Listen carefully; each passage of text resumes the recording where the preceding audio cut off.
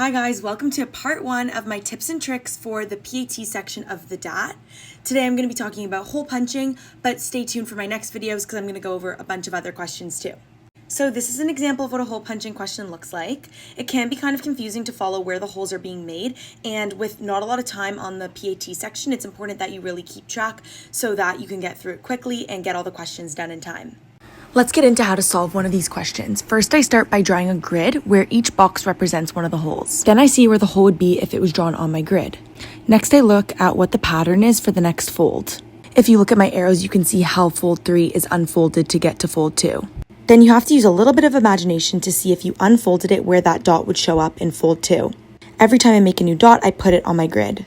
Next, I do the same with seeing how fold 2 becomes fold 1. I see that the bottom right corner goes up to the top corner. Now again, I have to use some imagination to see if I folded it that way where those two holes would end up, and we see them right there. I go back and draw that on my grid. Lastly, from fold 1, you see how you'd get your big piece of paper again, and that would be by folding down that little piece. This is really only looking at the bottom 2 rows.